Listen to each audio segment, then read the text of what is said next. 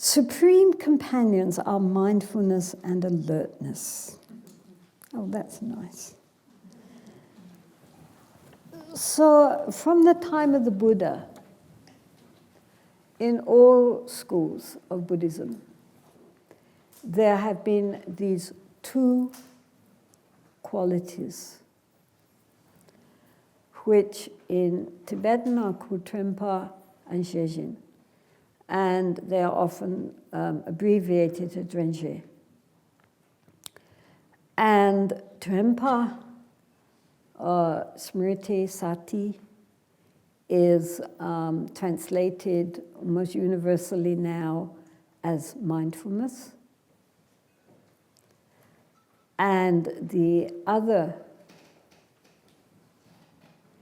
aspect, which is, I never can remember in Sanskrit, Sampajñāna or something like that, in Tibetan Shejin, has no universal translation, which is why every time you read it, you have to know that's what they're talking about.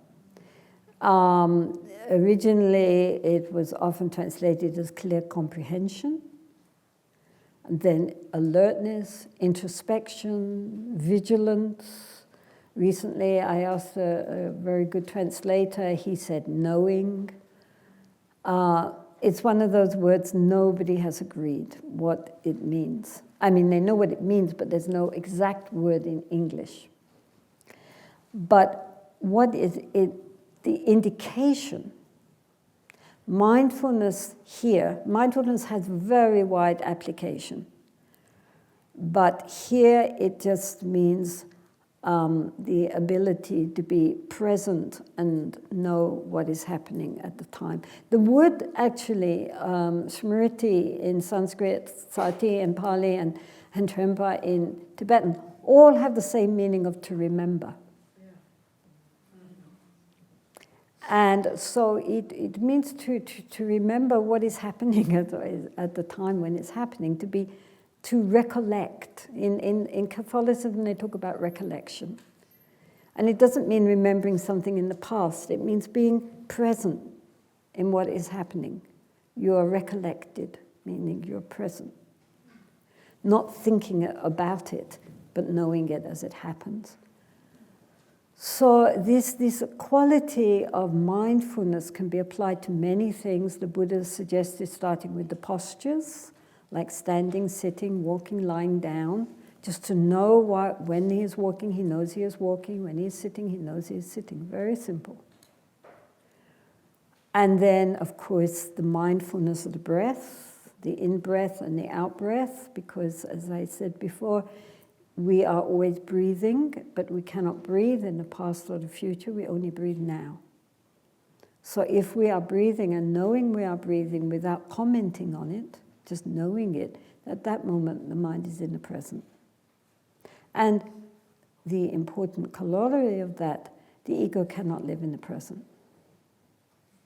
So while our mind is genuinely focused on the present occurrence of the breath going in, the breath going out, that moment, it is egoless.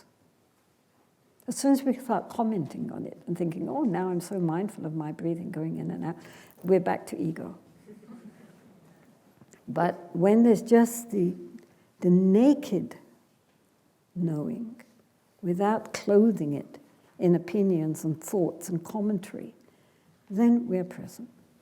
So mindfulness of the breath, then mindfulness of the mind, again, just knowing the mind, not judging it, not commenting, just knowing. In the Goenka Vipassana, mindfulness of sensations in the body from the top to the bottom. Any of this is just this quality of being present with what is happening without commentary. Now comes this other alertness, vigilance, introspection, clear comprehension fellow, which here, when it's connected with mindfulness, is the ability of the mind to check up. Somebody said it's like it spies on the mind. It kind of picks up and looks. Is the mind focused? Is the mind distracted? Is the mind sinking? What is the mind doing in this moment? Then whatever it finds, if it finds that we're distracted or we're sinking, we're getting sleepy, very blissful,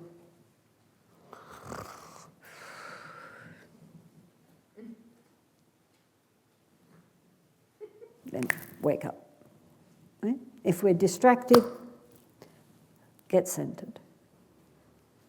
Whatever is happening, this aspect of the mind looks over, sees. If everything is okay, we're not sinking, we're not distracted, we're focused, we're relaxed, then it just goes back. So this quality of the mind, even throughout the day, checks up. Just checks up what in this moment is the mind doing. If everything's okay, then it just needs to go back. It doesn't stay the whole time. Mindfulness should stay. But this other aspect is just a checking up operation to see. This is why someone called it clear, 𝘰𝘮𝘮𝘮 calls it clear comprehension, because we comprehend clearly what is happening.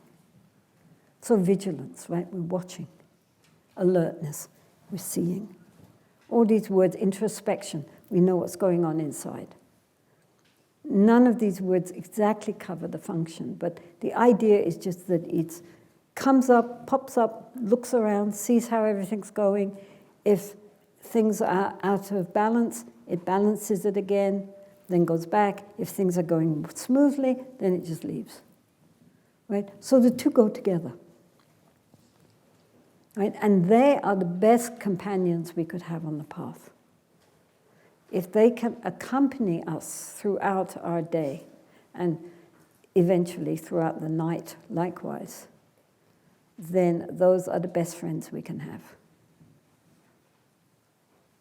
Because they are the ones which really will heal our mind, balance our mind, bring insight, and act as a bridge to lead us back into the ultimate Dharmakaya nature of the mind.